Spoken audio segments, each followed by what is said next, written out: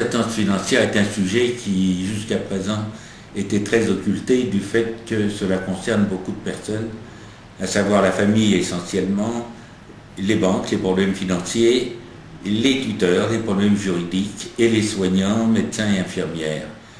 La FIAPA a voulu faire cette enquête pour mettre à jour toutes les distorsions et les maltraitances qui se produisent vis-à-vis des personnes âgées.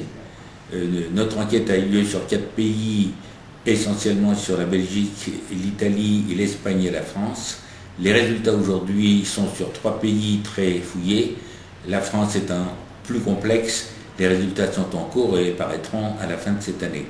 Nous espérons qu'en mettant sur le tapis, sur la table, ces problèmes-là, qui concernent non seulement les personnes âgées, mais aussi les handicapés et les enfants mineurs, les pouvoirs publics et d'autres prendront conscience qu'il s'agit de surveiller plus attentivement les désordres qui se produisent dans ces domaines.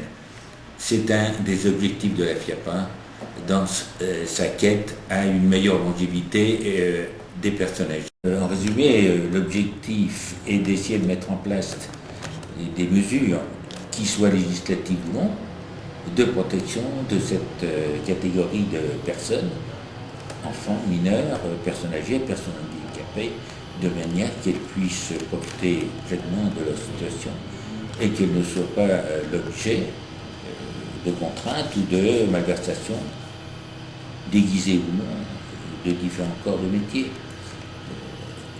Actuellement, nous souhaitons et nous allons essayer de donner des directives ou des propositions à la fois législatives et à la fois de fonctionnement dans le cadre notamment des tutelles et des curatelles par exemple. Et quels freins est-ce que vous pensez rencontrer dans cet objectif-là?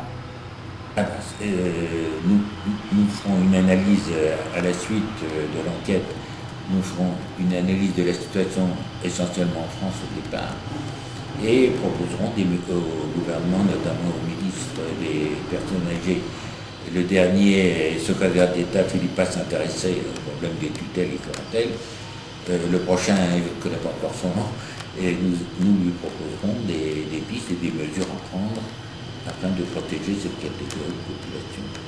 Et ces mesures sont également adressées à la Commission européenne qui, elle, est très intéressée en la matière.